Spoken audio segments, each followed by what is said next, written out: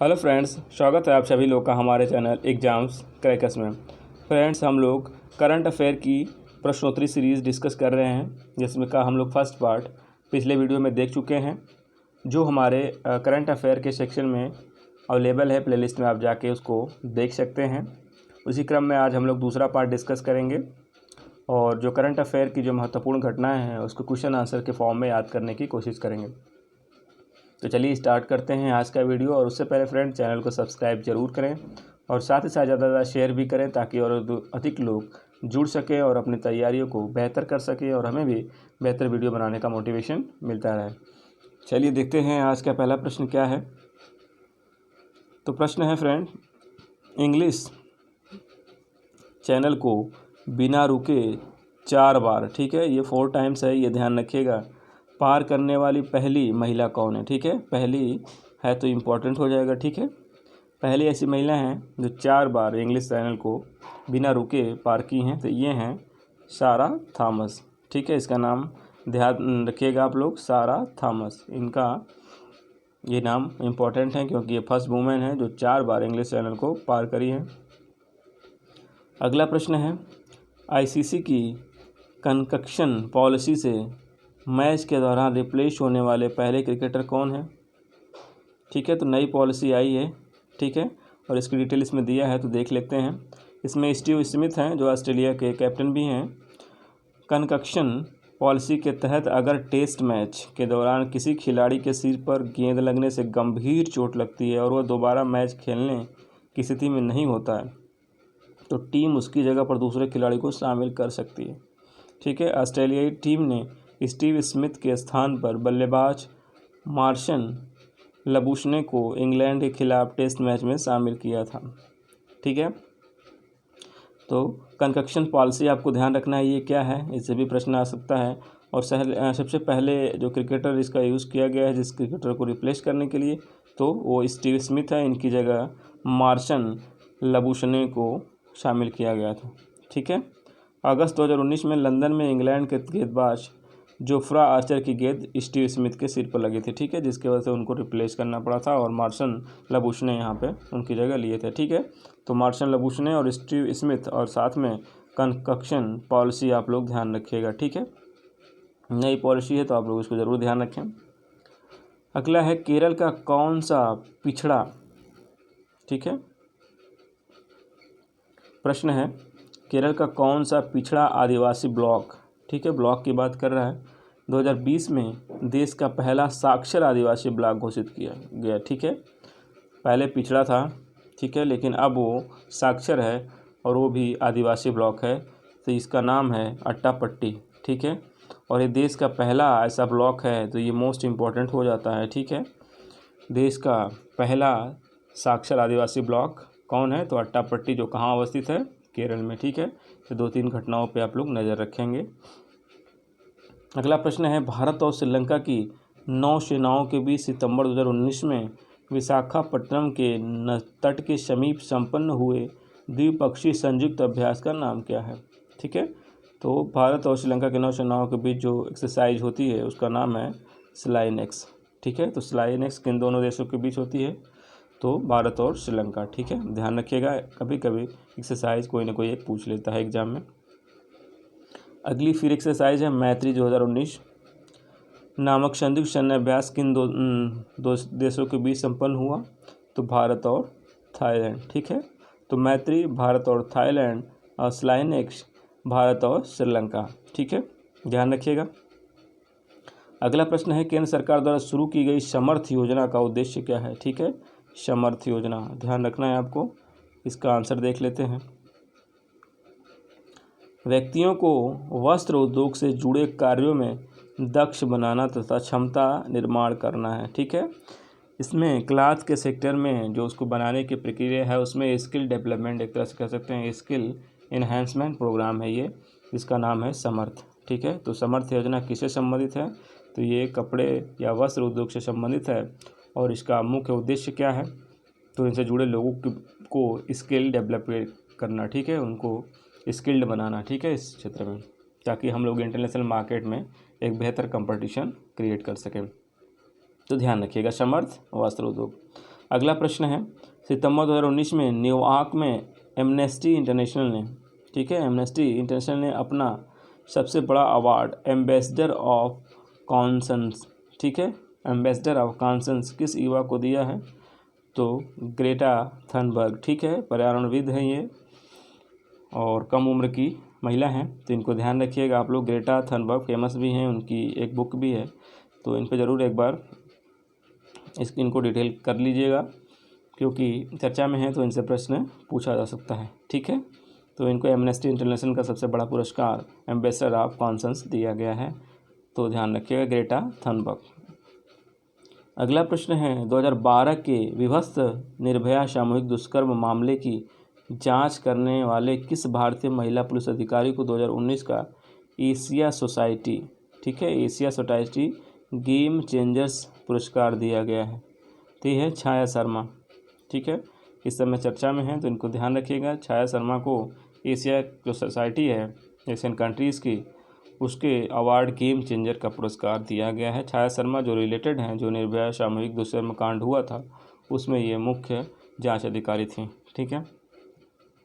अगला देखते हैं,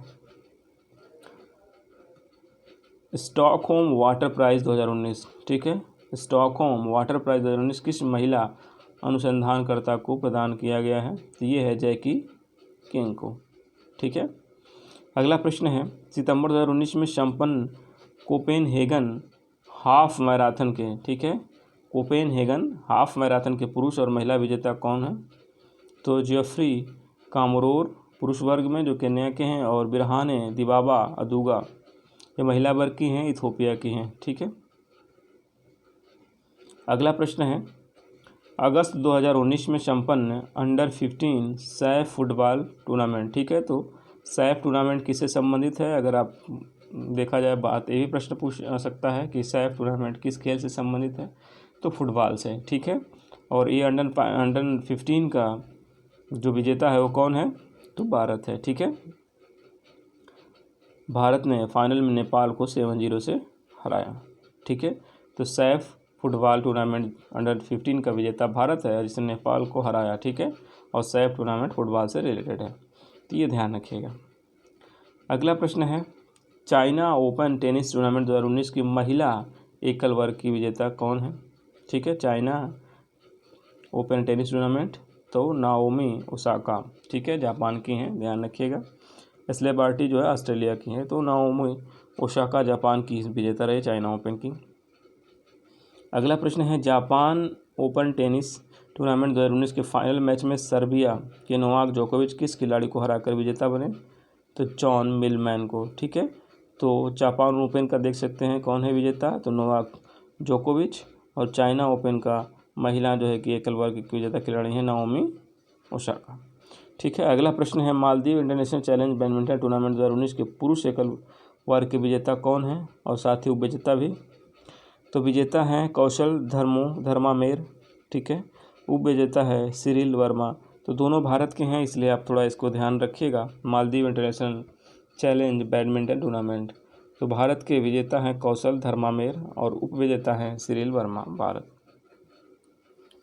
अगला प्रश्न है, चीन ओपन बैडमिंटन टूर्नामेंट 2019 के पुरुष एकल और महिला एकल के विजेता कौन है? ठीक है, तो अभी हम लोग टेनिस डिस्कस किए हैं, तो ये बैडमिंटन की बात की जा रही है, ठीक है, पुरुष और महिला। तो पुरुष एकल विजेता है केंटो मोमोता, जो जापान के ही हैं, और टेनिस में भी महिला विजेता जापान के थी। और महिला एकल विजेता कैरोलिना मारिन, जो स्पेन, ठीक है। चलिए अगला देखते हैं। प्रश्न है, सितंबर 2019 में म्यांमार के मांडले में संपन्न IBFF, ठीक है, विश्व बिलियर्ड्स चैंपियनशिप के विजेता कौन है? तो पंकज आडवाणी, ठीक है। ओवरऑल चैंपियन मैक्सिमम मैच में यही होते हैं, पंकज आडवाणी, ठीक है, ध्यान रखिएगा। अगला प्रश्न है, उत्तर प्रदेश सरकार द्वारा शुरू की गई मुख्यमंत्री कन्या सुमंगला योजना का उद्देश्य क्या है? ठीक है, तो उद्देश्य क्या है, आंसर देख लेते हैं। कन्या भ्रूण हत्या जैसी कुप्रथाओं को समाप्त करना और परिवार नियोजन को बढ़ावा देना, ठीक है, ध्यान रखिएगा। अगला है प्रश्न, उत्तर प्रदेश में निर्माणाधीन बुंदेलखंड एक्सप्रेसवे जो 296 किलोमीटर लंबा है, ठीक है, इसकी लंबाई ध्यान रखिएगा, चित्रकूट से शुरू होने के बाद कहाँ पे ख़त्म होता है? तो इटावा में, ठीक है। इसमें 7 ज़िले हैं शामिल, ठीक है, उसको भी आप लोग ध्यान रखिएगा। और इटावा में आके आगरा लखनऊ एक्सप्रेसवे से ये जुड़ जाएगा, ठीक है। तो ये भी चीज़ें आप ध्यान रखेंगे। अगला प्रश्न है, इलाहाबाद को दिया गया नया नाम प्रयागराज, सबको पता है। नेक्स्ट है, राष्ट्र को समर्पित एक 203 क्लानी कोश एसाल्ट राइफल बनाने की unit Indo Russian rifle private limited की आर्म्स फैक्ट्री कहाँ पे है? तो कोशवा अमेठी उत्तर प्रदेश में है, ठीक है। एसाल्ट राइफल बनाने की फैक्ट्री कहाँ पे है? तो अमेठी उत्तर प्रदेश में। अगला प्रश्न है, अगस्त 2019 में संपन्न उत्तर प्रदेश सीनियर तैराकी प्रतियोगिता के फ्री स्टाइल में 27 वर्ष पुराने रिकॉर्ड को ध्वस्त कर स्वर्ण पदक किसने जीता? ठीक है, तो 800 मीटर की फ्री स्टाइल प्रतिस्पर्धा थी और इसमें जीता है नव्या सिंघल जो नोएडा से हैं, ठीक है। ध्यान रखिएगा, जो 27 साल पुराना रिकॉर्ड टूटा है तो इसको आप लोग ध्यान रखेंगे। अगला प्रश्न है, भगवान श्री राम के विश्व की सबसे ऊंची मूर्ति 251 मीटर कहाँ पे बन रही है? तो अयोध्या में बन रही है, सरयू नदी के किनारे पे, ठीक है। तो ये भी ध्यान रखिएगा, अयोध्या सरयू नदी के किनारे पे स्थित है। अगला प्रश्न है, भारत में लगातार दूसरी बार बहुमत के साथ सत्ता में आने वाला पहला गैर कांग्रेसी प्रधानमंत्री कौन है? तो नरेंद्र मोदी, ठीक है। तो दूसरी पार्टी का कोई प्रधानमंत्री पहली बार दोबारा चुना गया है, ठीक है, वो भी लगातार कार्यकाल में, तो ये बीजेपी के नरेंद्र मोदी हैं, ठीक है, ध्यान रखिएगा। अगला प्रश्न है, राजस्थान में कोटा लोकसभा सीट से वर्ष 2019 में जीतने वाली भारतीय जनता पार्टी का वह कौन सा सांसद जो निर्विरोध रूप से 17वीं लोकसभा का अस्थायी अध्यक्ष चुना गया है? तो ओम बिरला जी हैं, ठीक है, इस समय लोकसभा के अस्थायी अध्यक्ष हैं। और कहाँ है इनकी सीट? तो राजस्थान के कोटा में, ठीक है, ध्यान रखिएगा। अगला प्रश्न है, चुनाव आयोग द्वारा पहली बार लॉन्च किया गया, ठीक है, पहली बार लॉन्च किया गया है, वह कौन सा ऐप है जिसकी मदद से कोई भी मतदाता किसी भी नियम उल्लंघन को कैमरे में कैद कर सीधे चुनाव आयोग को भेज सकता है? तो सी विजिल ऐप लॉन्च किया गया है, किसके द्वारा? तो चुनाव आयोग के द्वारा। और इसकी मदद से कोई भी मतदाता जो है वहाँ की सिचुएशन को कैमरे में कैद करके ऐप पर अपलोड कर सकता है और जो चुनाव आयोग के सीधे पहुँच जाएगी, ठीक है। तो ये भी ध्यान रखिएगा, सी विजिल ऐप किसके द्वारा लॉन्च किया गया है? तो चुनाव आयोग द्वारा। किससे संबंधित है? तो मतदाताओं के अधिकारों को बढ़ाती है, ठीक है। अगला प्रश्न है, भारत के किस लोकसभा के चुनाव में भारत में 21वीं सदी में जन्म लेने वाले लोगों ने पहली बार मतदान किया? तो 17वीं लोकसभा, ठीक है। एक तरह से ये करंट का तो नहीं कह सकते, लेकिन ये फुल टाइम क्वेश्चन है, आप लोग इसको ध्यान रखिएगा। 21वीं सदी में पहला चुनाव कब हुआ था? तो जो 21वीं सदी में पहला चुनाव तो हम नहीं कह सकते हैं, तो 2004 में हुआ था। लेकिन हाँ, ये कह सकते हैं कि जो 21वीं सदी थी, मतलब 2000 के बाद जिनका जन्म हुआ है, ठीक है, 2000 के बाद जिसका जन्म हुआ है, मतलब वो 18 साल का हो गया, मतलब मतदान देने के योग्य हो गया, ठीक है। तो उसके फलस्वरूप पहला जो मतदान हुआ है तो वो 17वीं लोकसभा चुनाव हुआ है, जो आप लोग को पता है 2019 में संपन्न हुआ है, ठीक है। तो इन सब पॉइंट को ध्यान रखिएगा, ये कभी भी पूछे जा सकते हैं। अगला प्रश्न है, राष्ट्रपति भवन में 8 अगस्त 2019 को राष्ट्रपति रामनाथ कोविंद ने किन 3 हस्तियों को देश का सर्वोच्च सम्मान भारत रत्न दिया? ठीक है, तो ध्यान रखना है, प्रणब मुखर्जी, भूपेन हजारिका, नानाजी देशमुख, ठीक है, ये 3 लोगों का नाम याद रखिएगा। 2019 का भारत रत्न अवार्ड इनको दिया गया है, ठीक है। अगला प्रश्न है, भारत में लोकपाल का भ्रष्टाचार के मामले में कितने वर्ष तक की सज़ा देने का अधिकार है? तो फुल टाइम क्वेश्चन है, 2 से 10 वर्ष तक सज़ा मिल सकती है अगर लोकपाल का भ्रष्टाचार में अगर आप पकड़े जाते हैं, कोई अधिकारी पकड़ा जाता है, क्योंकि अधिकारी तो आप ही बनेंगे, तो उसको 2 से 10 साल की सज़ा हो सकती है। और फ्रेंड, वीडियो से पसंद आ रहा हो तो चैनल को सब्सक्राइब जरूर करें। अगला देखते हैं प्रश्न, देश का पहला मल्टी मॉडल टर्मिनल कहाँ पे है? पहला है तो इम्पोर्टेंट हो जाता है, ठीक है। मल्टी मॉडल टर्मिनल कहाँ पे है? तो गंगा नदी पर रामनगर वाराणसी स्थित राघोपुर में, ठीक है।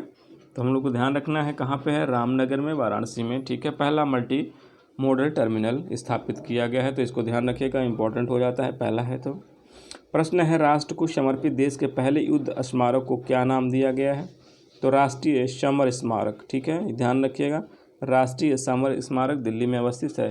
ये देश का पहला युद्ध स्मारक है जिसमें जो शहीद हुए हैं लोग, जो हमारे वीर सैनिक जिनको सैल्यूट है, वो उस युद्ध में शहीद हुए हैं, तो उनके नाम का स्मारक बनाया गया है। तो ध्यान रखिएगा, दिल्ली अवस्थित है और इसका नाम है राष्ट्रीय समर स्मारक, और ये पहला है। इसकी डिज़ाइन किसने की थी? ठीक है, राष्ट्रीय समर स्मारक का डिज़ाइन किस वास्तुकार ने किया था? तो ये हैं योगेश चंद्र हासन। ठीक है, योगेश चंद्र हासन ने राष्ट्रीय समर स्मारक की डिज़ाइन तैयार की थी। अगला प्रश्न है, हरियाणा के गुरुग्राम के ग्वाल पहाड़ी क्षेत्र में, ठीक है, ये एक और पॉइंट आपको मिल गया, ग्वाल पहाड़ी क्षेत्र कहाँ पे है? तो हरियाणा में। ठीक है, राष्ट्रीय और ऊर्जा संस्थान के परिसर में स्थापित होने वाले अंतर्राष्ट्रीय सौर गठबंधन के मुख्यालय के पूरी तरह हरित भवन का नाम क्या है? ठीक है, तो जो ISA बना है था, स्थापित हुआ था, ठीक है, शायद 2017 में मेरे हिसाब से, देख लीजिएगा आप लोग, कंफर्म कर लीजिएगा। तो इसका जो मुख्यालय था उसको पूरी तरह ग्रीन कर दिया गया है, मतलब वहाँ पे जो सारी फैसिलिटी मिलेंगी उससे पर्यावरण को कोई नुकसान नहीं होगा। ठीक है, तो और उसका नाम, जो भवन है उसका नाम रखा गया है सूर्यपुत्र भवन। ठीक है, जैसे कि उसमें अगर लाइटिंग वगैरह की व्यवस्था की गई होगी तो वो सोलर सेल वहाँ पे यूज़ किए जाएंगे। ठीक है, कोई भी ऐसी मटेरियल वहाँ पे नहीं होगा जो पर्यावरण को नुकसानदेह हो। ठीक है, चलिए अगला देखते हैं। ये भी पूछ सकता है आपसे कि सूर्यपुत्र भवन किस अंतर्राष्ट्रीय सौर गठबंधन के मुख्यालय का नाम है, ये भी पूछ सकता है। तो ये सब चीज़ें आप पॉइंट में ध्यान रखेंगे।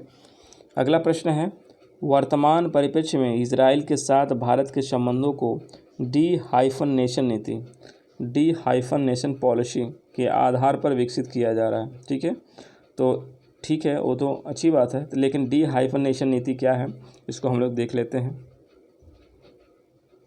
आंसर इनका एक लाइन में है, इजराइल के साथ भारत के संबंध को भारत फिलिस्तीन संबंधों से पृथक आपसी हितों द्वारा निर्धारित किया जाएगा। ठीक है, तो मतलब फिलिस्तीन से जो संबंध है वो इजराइल के बहुत ही कटुतापूर्ण हैं, तो उसके साथ भारत को दोनों को डिफरेंट तरीके से ट्रीट करना है। कुल मिलाकर कहने का ये मतलब है, उनका आपस में इंटरकनेक्ट नहीं होगा। ठीक है, अगर इजराइल फिलिस्तीन पर हमला करता है तो भारत कोई सहयोग नहीं देगा। ठीक है, वो उसका फिलिस्तीन का आपस का मामला होगा। ठीक है, इस तरह से ये जो नया नीति है ये हाइफनेशन नीति ऐसी होती है। ठीक है, तो इसको ध्यान रखेंगे आप लोग, टर्म्स आ सकता है। ये भी पूछ सकता है कि डी-हाइफनेशन नीति किससे संबंधित है। ठीक है, तो ये सब चीज़ें आप लोग पॉइंट वाइज ध्यान रखेंगे। प्रश्न है, संयुक्त राष्ट्र महासभा द्वारा सामाजिक, मानवीय और सांस्कृतिक मामलों जिनसे दुनिया भर के लोग प्रभावित हो सकते हैं किस समिति को आवंटित किया जाता है? तो तीसरी समिति को। ठीक है, कई समितियां होती हैं। ठीक है, जनरल जो असेंबली होती है UN की, तो उसमें जो मानवीय, सामाजिक और सांस्कृतिक मामला वाली जो समिति देखभाल करती है इन सब मैटर पे, वो अपना एक तरह से कहते हैं कि खोजबीन जारी करती है, या फिर अपना जो महत्वपूर्ण सर्वे होता है उसको उद्घाटित करती है और देशों को निर्देश टाइप भी देती है, सलाह देती है। तो वो तीसरी समिति होती है UN जनरल असेंबली का। ठीक है, तो ये ध्यान रखिएगा, ये संबंधित है सामाजिक, मानवीय और सांस्कृतिक मामलों से। ब्रिटेन के प्रधानमंत्री कौन हैं?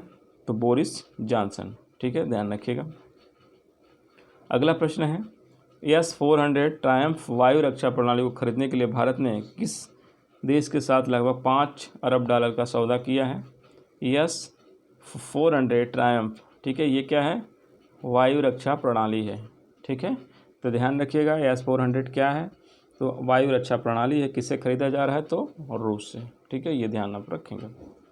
अगला प्रश्न है, रूस, ईरान और उत्तर कोरिया के साथ बड़ा व्यापार करने वाले देशों पर प्रतिबंध लगाने के लिए अमेरिका ने कौन सा कानून पारित किया है? ठीक है, तो इन सब देशों के साथ अमेरिका ने जो अलग रवैया अपनाया है उसको एक कानून का रूप दिया है अपने यहाँ संसद में, जिसका नाम है countering America adversaries through section act. ठीक है, काटसा। ठीक है, काटसा संबंधित है रूस, ईरान और उत्तर कोरिया के साथ व्यापार से संबंधित जो भी प्रतिबंध है उसको एक कानूनी रूप देने से संबंधित है। अगला प्रश्न है, उत्तर प्रदेश के वर्तमान मुख्यमंत्री योगी आदित्यनाथ का जन्म कहाँ पे है? तो पौड़ी गढ़वाल में। ठीक है, जो कहाँ पे है? उत्तराखंड में। शब्द है रोडियो, ये क्या है? एक रोबोट जो यातायात को सुचारू बनाने में मदद करता है।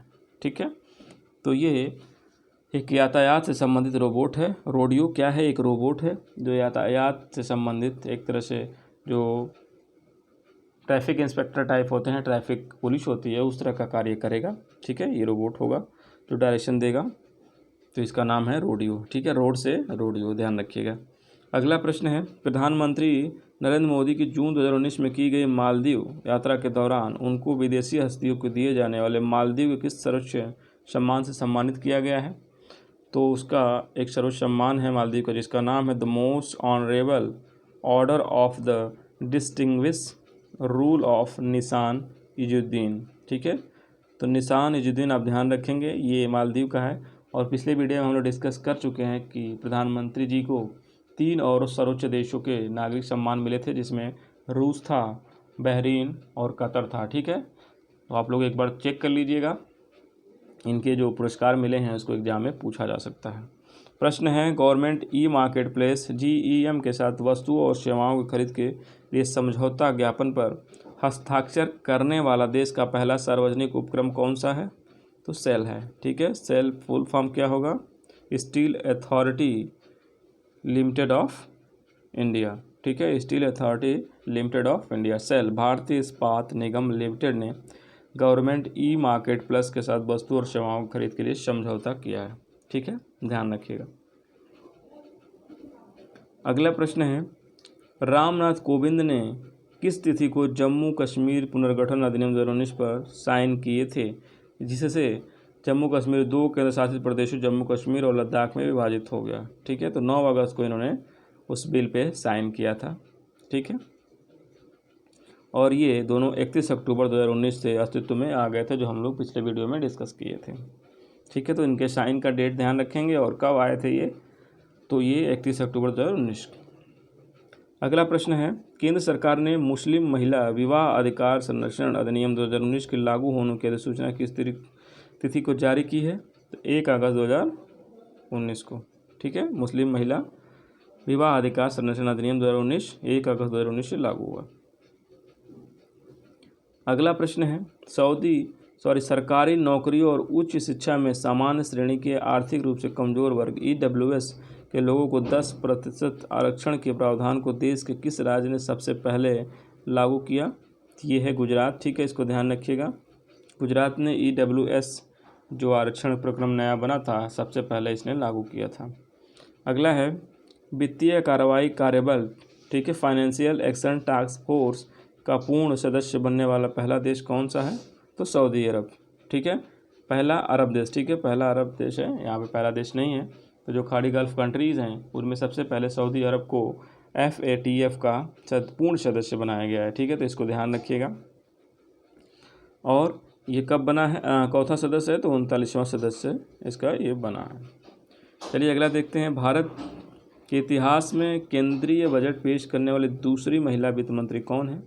तो आप लोगों को पता है, निर्मला सीतारमण। ठीक है, जिन्होंने इससे पहले 28 फरवरी 1970 को इंदिरा गांधी ने कैबिनेट बजट पेश किया था। ठीक है, तो वो पार्ट टाइम थी, ये फुल टाइम वित्त मंत्री रही हैं। ठीक है, वो एक तरह से पार्ट टाइम थी, तो इसको ध्यान रखिएगा। अगर फुल टाइम पूछा जाएगा तो आप निर्मला सीतारमण को ही टिक करेंगे, लेकिन जनरली तौर पर पूछा जाएगा तो दूसरे नंबर पर ये रहेंगे।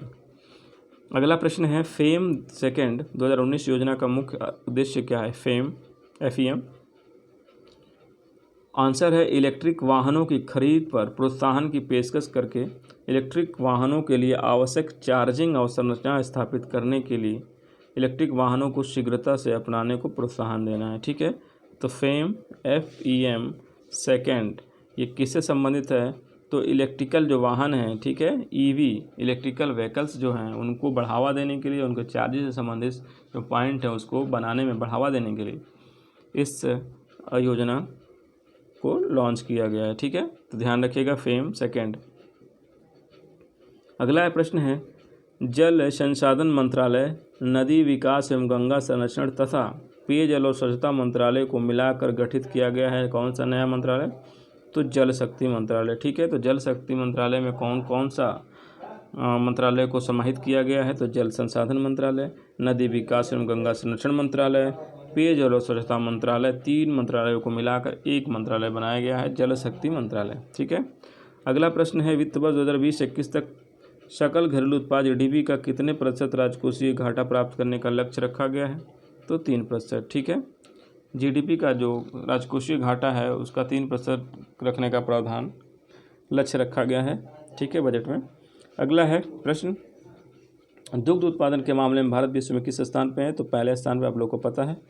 विश्व के कुल दुग्ध उत्पादन का लगभग 20% भारत में होता है। ठीक है, भारत पहले पे है, USA दूसरे नंबर पे है शायद। ठीक है, अगला प्रश्न है, केंद्र सरकार ने किस वर्ष तक किसानों की आय दुगना करने का लक्ष्य रखा है? तो 2022 तक।